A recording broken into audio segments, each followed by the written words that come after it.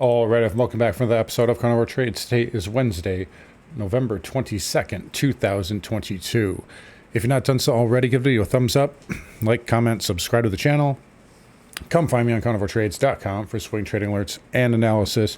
Anyways, here, so does it look like the spiders are starting to push up here as we take a look on the daily. SPY up 1.32% on the day. NASDAQ via the triple Qs up 1.44. So NASDAQ actually finally starting to lead a little bit. And I mentioned this morning on Twitter. The NASDAQ was not looking very good. If we flip over to the triple Qs, you can see on the daily, we actually, or actually not the daily, we'll flip over to an hourly chart here. You can see that low from last Thursday got pierced and tested, and not for a second did I think it would actually break today, but it was just notably weak. I mean, the triple Qs here have been weak for quite some time, and that kind of flipped around really after the first half hour today. You see the semiconductors gapped up and basically filled the gap in the first 20 or so minutes and really kind of led the charge higher. You see NVIDIA there in the corner of the screen doing very well, up 4.71% on the day. So that really kind of lifted tech up. And you see the semis, just that huge squeeze there in the last hour, pretty much just going parabolic there on the 10-minute time frame. But triple Q is finally kind of turning it around a little bit. Now, again, if we take a look here on the daily, it's not like anything to write home about. This is still just a decent bullish pattern here. It's still a lot weaker than what we can see on the spiders. It's still not a great looking pattern overall, compared to the spiders anyway. And if we look at the ES, again, the ES in a much stronger position here, up move, bull pattern starting to move up here. And then the NQ, again, it's trying to move up, but you barely, on the NQ, you barely even, it doesn't even look like we've gotten above yesterday's high yet. So we're still just kind of, I mean, we've gotten above it, but we didn't do it by the close here, at least not the 4 p.m. close. But all things considered, just going off of the ES, market looks okay. It looks pretty healthy for the most part here. We've got the up move and then the inside pattern, and it's starting to push up. So we've been talking about that really the last week or so, and it looks like we're starting to move here. We do have some data tomorrow. I believe initial claims, continuing claims. We have some manufacturing data and then new home sales at 10 o'clock. And then crude inventories, nat gas inventories. But the big one really is the FOMC minutes. I'm in the camp that that's probably going to be a nothing burger. I don't expect that to do a whole lot here. I mean, who knows? It's the Fed minutes. It could always mean something, but given the fact that it's going to be the Wednesday before Thanksgiving, I mean, are they really going to? They could, they did this last year. I mean, but are they really going to dump us before, Thursday or, Thanksgiving and Black Friday? They did it last year, though. If you can see right there, that candle on the VIX, we went from 18 and change all the way up to almost 30, above, what's it, 28? 28.62 was the close. We did that on Black Friday. So, I mean, it's possible. I wouldn't really, I kind of wouldn't rule it out, but are they going to do it 2 years in a row? I just feel like that's too obvious. I think too many people are sitting on that and banking on that too, honestly. It's very rare for that to happen, for that, just so that's said, it's not common for them to do that. It's very, generally the holiday period, you give a neutral upside bias. I know I sound like a broken record saying it every single day, but that's really the case here. I do think the VIX probably wants to go down into that 20 handle, though, at least to fill that gap there. Before any sort of move here, but it is, I mean, this is coiling to the downside here inside of this falling wedge, and it's starting to look a little attractive here again, with that recent push up here in the spiders. Again, I can't rule out another move up here. I do think they get us above that 200 moving average, and possibly into this trend line, maybe a little bit above that. So again, you guys know that's been the target here for a while. The only kind of concern here with that is that I think every single trader in the world is looking at this trend line. So I'd favor either maybe two scenarios at least to kind of take the contrarian step to that would be we either don't get to it or we get through it and get kind of above, like I said, like to this yellow trend line, maybe even a little bit through that, just for the simple fact of again, I don't want to be I don't want it to be telegraphed, right? Like where it's so obvious, right? Like anybody who has two eyes and can, connect dots can figure this trend line out. And it's a very good one. That at the same time though, you can't really like, it's such a good trend line. You can't really like deny it either. Even if even if there are a lot of eyes on it, it's not like it's bad.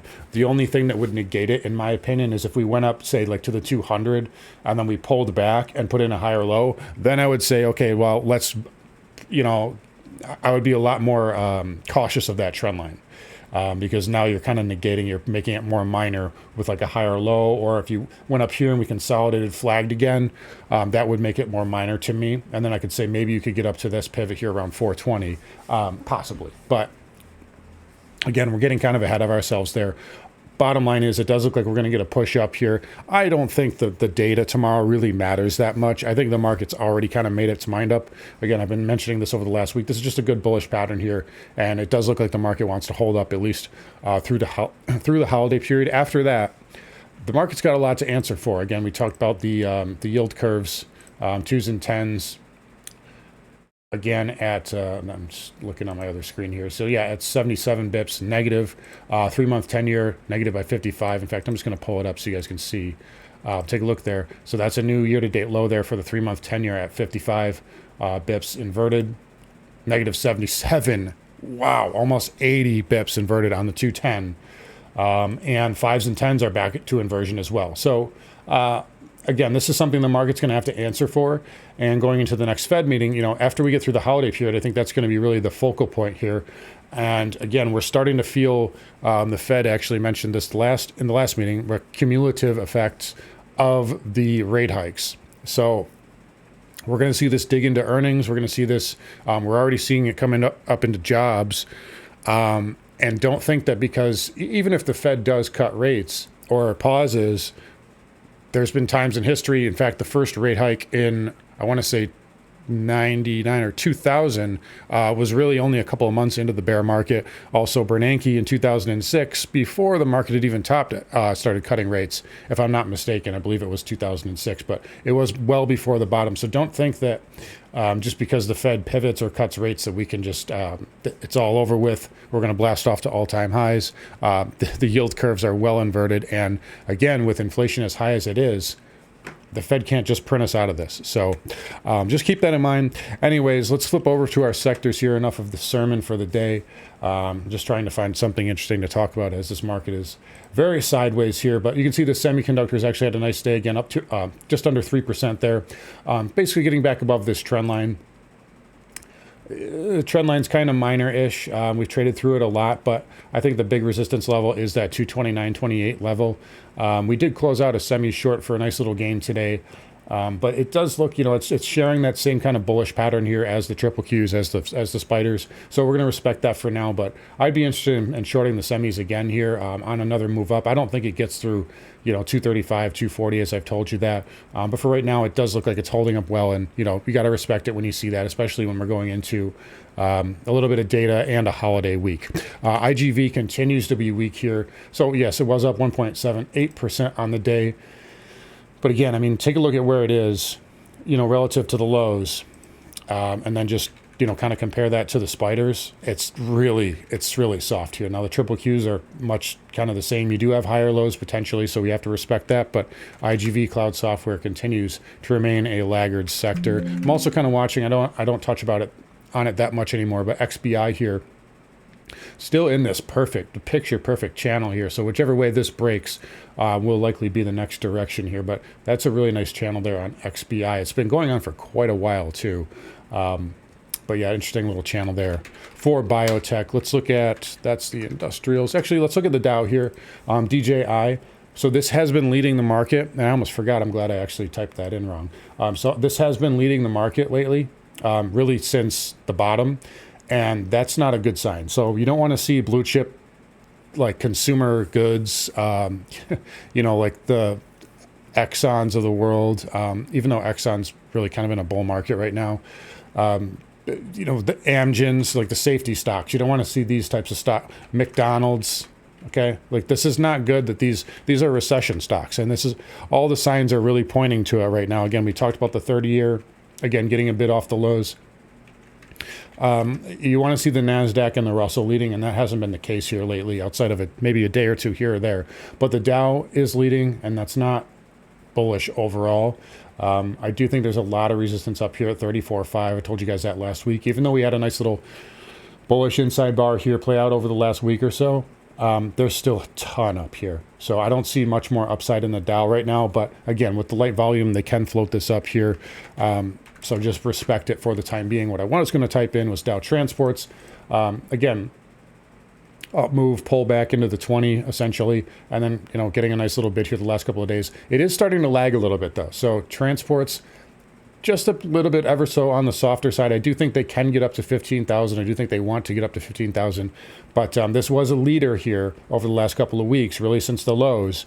And now it's starting to lag just a little bit. So that is something to keep an eye on. Definitely on my radar here as not, you know, a good thing. Again, you don't want to see the Dow transports, or you don't want to see the Dow Industrials lead, and you don't want to see the transports and the semis lagging. So right now it's holding up okay. We won't make too much out of it. It's above the 200. So it's had a nice little bid off the lows, but just keep that in the back of your mind. 10-year here. Again, kind of a nothing burger, just slipping lower a little bit. The rates are still holding up pretty well. I mean, they are back, you know, they are backing off. Again, we just mentioned the 30-year here. If we look at ZB, you know, it's had a nice bid off the lows, but it's not like, and we had some good volume there today. I'm not sure what that was about, but because it's not like priced action was that crazy. But again, it's had a nice bid off the lows. Look at the TYX here, the 30-year yield. You know, it's slipping down. It looks like it wants to go test 3.8s, which I kind of said. Maybe if it gets a little bit lower and tests the gap, 3.7, it's certainly possible. But it's not like this is a steep, like, it's not a vicious sell-off. It's not like as bad as what we saw really in the dollar index, which, again, we'll cover later. But, again, yields are holding up, you know, that's what I'm talking about, that big kind of vicious conviction selling here, which dollar did give some of those gains back here today. But, again, I'm getting long-winded. The 10-year is holding up. The 30-year is holding up despite doing some backing and filling. So, again, that will kind of apply to the Fed meeting next month. We'll see what we get here. It's all really about the 2-year at this point, and the 2-year has backed off a little bit. So this is not a good sign. Again, this needs to start going higher. Otherwise, the Fed will have more work to do. But for right now, it's trying to hold up. But you had a bullish inside bar here, and if it closes below this green bar low, it's going to be a huge, and I mean huge, problem for the market. Anyways, enough on rates. Homebuilders, XHB, ITB, VNQ, all holding up decently well. Again, still give it the upside bias here to these upside price targets. Again, ITB 65 in that area. They're holding up well. As long as the market holds up, these can get a bid in addition. XLF, same exact thing here. Up move, inside bar, starting to push up today. Nice move there, so that is holding up well. Broker, dealer, same kind of thing. It's trying to get a little bit of a bid off the 20 moving average. You do have an inside bar here, but there's a lot of resistance up here at 490 right now. So just be aware of that, but we'll give it the benefit of the doubt for now. Anyways, crude up 1.4%. So a little bit of follow through off the lows yesterday. I would have preferred to not see it close like off the highs. It did back off of the highs. Yeah, a little bit as we got closer to the COMEX close today, but you know, what can you say? It had a nice bid off the lows there, reversal off that. What turned out to be a false report. Again, I'm just not in love with it. You do have a nice tail candle there, though. So it probably has put in a short-term bottom. I just don't like what I'm seeing with yields right now and with the yield curve to really have any sort of conviction in saying, like, yes, crude is a slam dunk buy right now.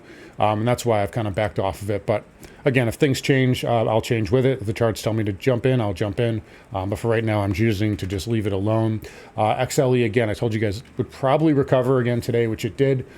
We'll see what it does here. It may want to make a higher high, but it is still like heavily diverged here on the RSI, both on the daily there. You can see the higher high, lower high, higher highs, and then lower highs, obviously, subsequently. And then on the weekly, in a much bigger divergence here. So again, I've been telling you guys this a lot lately. It's just institutions piling in, and not the good ones. Institutions piling in. But by the way, when I say not good institutions, most institutions, there's still the bell curve effect with that as well.